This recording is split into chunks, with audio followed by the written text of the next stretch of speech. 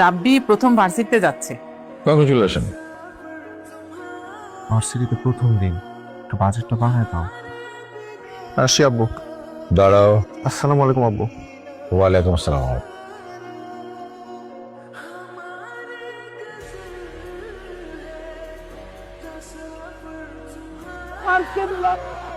আজকে থেকে কিন্তু আমাদের varsity life start.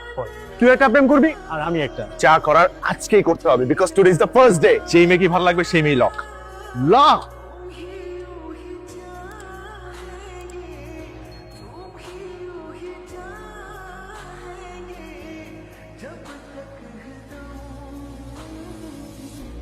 First year জি ভাইয়া। ক্যাম্পাসের ফার্স্ট ডে না? আদব কায়দা তো কিচ্ছু জানো না। আসসালামু আলাইকুম। বড় ভাইদের সালাম দিতে হয় জানো? র‍্যাগ দিচ্ছেন?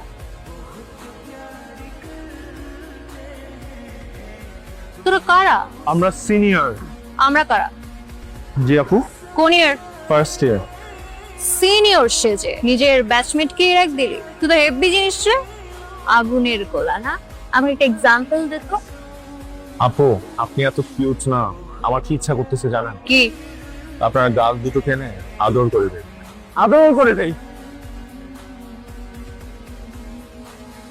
আমি কি সত্যি কিউট? অনেক কিউট। এই বান্দর পোলা থেকে দূরে থাকবা। ইংলিশ লিটারেচার একটা রোমান্টিক সাবজেক্ট। রোমান্সের সবচেয়ে বড় বিউটি কি জানো? বলো না। লাভের পাশে প্রথম দেখায় যদি কাউকে ভালো লেগে যায় সেটাই বিউটি। গুড। এর চেয়ে বড় বিউটি আছে ব্রেকআপ। যেমন আমার ডিপার্টমেন্টে আমার নিজের একটা স্টাইল আছে। প্রতি ব্যাচেই প্রথম দিন সবাইকে ফুল দিয়ে ওয়েলকাম জানাই। দাও দাও, একটু একটু করে সবাইকে দাও।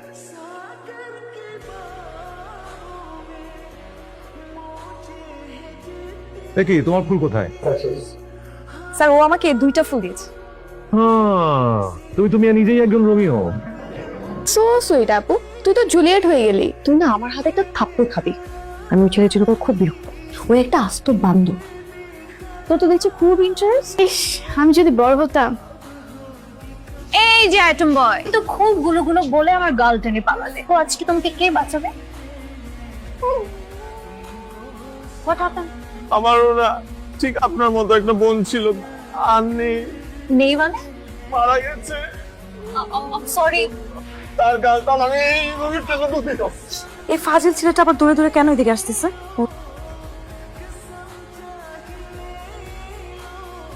মানে আমি জানতাম দৌড় স্বাস্থ্যের জন্য ভালো, কিন্তু আমার এটা জানা ছিল না যে দৌড় প্রেমের জন্য ভালো। এই পুরো ক্যাম্পাসে রোমিও একটাই, জুলিয়েটও একটাই, তুমি।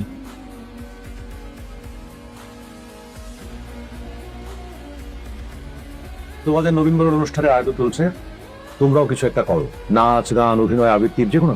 এই যে রোমিও, রোমিও আপনি এদিকে আসেন। আপনি সবার কাছ থেকে নোট নেবেন। জি। তোমার নাম কি? Tania. Nazia. Phone number? Girlfriend uncle বাবুকে। হঠাৎ দেখা, এই কবিতাটা তুই পড়বি। নাজিয়া হক, তুমি তো ডান্স করবে না? ডান্স হবে, dance. Stop stop stop stop. কি হয়েছে নাজিয়া? স্যার আমি তো ডান্স পারি না, ওই কবিতা আবৃত্তিতে নাম দিয়েছিলাম। ও নাম দিয়েছে কবিতা আবৃত্তিতে। এটা কেমন ধরনের ফান? Sorry sir. নাজিয়া আমি একটু মেয়ে মানুষ তো একটু ইমোশনাল, রাগটাও তেমনি সিরিয়াসলি ভাব।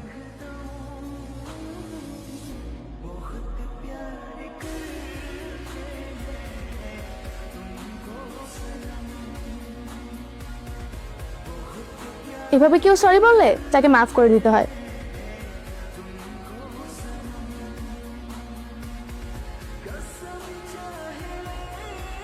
তুমি সেদিন রিহার্সালে লজ্জায় কান্না করতেছিল না? আমার না খুব মায়া লাগতেছিল তোমার জন্য, সত্যি বলতেছি। I seriously felt sorry for you. তোমার সাথে মজা করছি, দুষ্টামি করছি, তুমি শুধু এটাই দেখছো। আমি তোমার জন্য কি ফিল করি সেটা তুমি কখনো দেখো নাই। আমি একটা মিডল ক্লাস ফ্যামিলির খুব সিম্পল একটা মেয়ে। যে তুমি আমার হাতটা ধরেছো, এটা হয়তো তোমার কাছে অনেক সিম্পল একটা বিষয়, এটা আমার কাছে অনেক কিছু। এটা মোটেও আমার কাছে সিম্পল না। হ্যালো আইটেম বয়, তুই যে হেভি পোংটা ভাল লাগছে তোরে। হ্যাঁ, তো সিনিয়র না হলে তোর প্রেমে পড়ে যেতাম। বেঁচে গেলাম। আমার তো একটাই মন, দিয়ে দিয়েছে একজন, কাকে? তাকে। তুমি অনেক লাকি। কেন আপু? রাব্বির মতো একটা ছেলে তোমাকে ভালোবাসে, মনে হয় বলতে পারছে না। তুমি ওকে ছেড়ো না, ছাড়লে ঠকবে।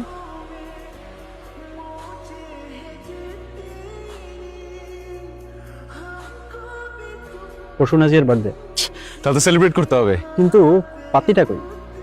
একটা উপায় আছে। হ্যালো, রাব্বির আব্বা বলছেন? জি জি বলছি। ফার্সি থেকে প্রফেসর আবিদ ইসলাম বলছি। আসসালামু আলাইকুম স্যার। আপনার ছেলে রাব্বি তো পড়াশোনায় খুবই অমনোযোগী, একটা স্পেশাল কোর্সের অ্যারেঞ্জ করেছে, সবাই ভর্তি হলো, তার কোনো খবর নেই। কোর্স ফি কত স্যার? 25,000 টাকা। আমি ব্যবস্থা করছি, আপনি চিন্তা করবেন না।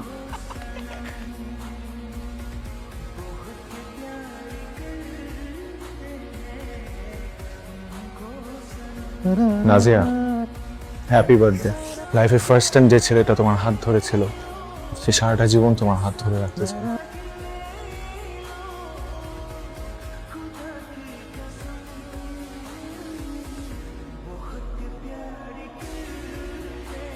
হ্যালো, কালকে ভ্যালেন্টাইন্স ডে, চলো দেখা করি। বাবা মা যদি টের পেয়ে যায়, যদি মা সন্দেহ করে, আমি কিন্তু তাহলে শেষ। আমি কিচ্ছু জানি না, কালকে দেখা করবো আমরা।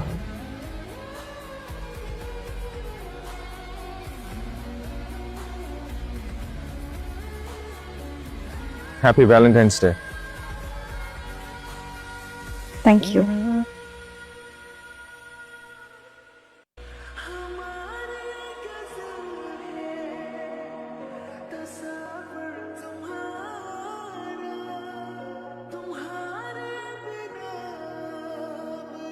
ভাই, ভ্যালেন্টাইন্স ডে সেই একটা পিকচার পাইছি, আমরা যদি এই পিকচার পাবলিশ করি সেই একটা সারা পাবো। তুমি তো যে ছবি তোলো একটু দেখেন না।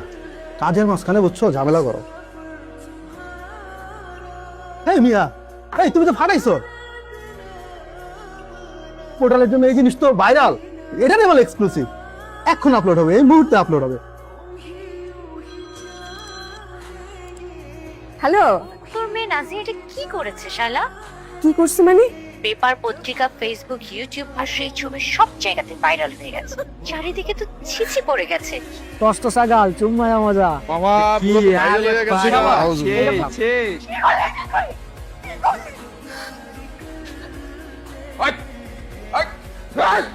কোন ভদ্র না কথা হচ্ছে কি করেছিস তুই? বিশ্ববিদ্যালয়ে পড়িস, এরকম তোর বাবাকে থেকে জমে হাঁটে।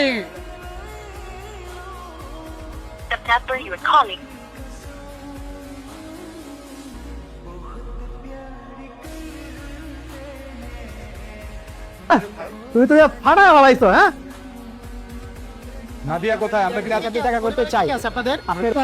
কথা বলা নাজিয়া নামের এক প্রেমিক যুগলের মানুষের তীব্র কটাক্ষের মুখে পরিবার দুটি এক প্রকার গৃহবন্দী। তুই একটা শিক্ষিত ছেলে, তুই এটুকু বুঝিস না? তুই না খেয়ে আছিস, আমিও কিন্তু না খেয়ে আছি।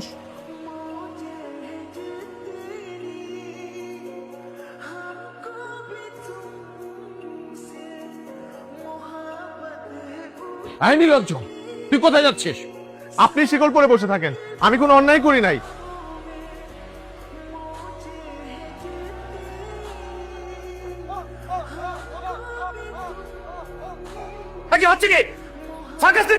তোমাদেরকে ভার্সিটি থেকে বহিষ্কার করা হয়েছে। স্যার, আপনি আমাদেরকে রোমিও জুলিয়েট নাম দিয়েছিলেন। অপরাধটা তোমাদের না, ভালোবাসা কখনো অপরাধ নয়, অপরাধটা তার যে তোমাদের পারমিশন ছাড়া তোমাদের ছবি করেছে। আপনি একটু দেখেন না স্যার, প্লিজ স্যার।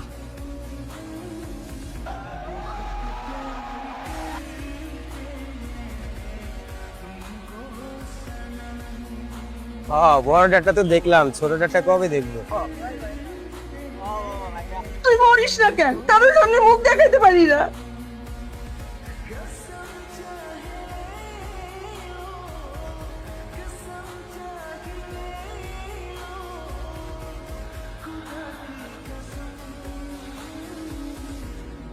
তুমি কি করছিস আপু?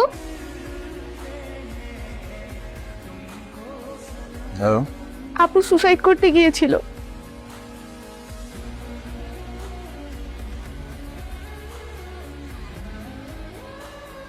এই তুমি কি চাও এখানে? আমার সর্বনাশ করে কি তোমার মন ভরে নাই? এই এই দরজা খোলো, দরজা খোলো বলতেছি। মানিকদের কিছু থাকলো না। আল্লাহ,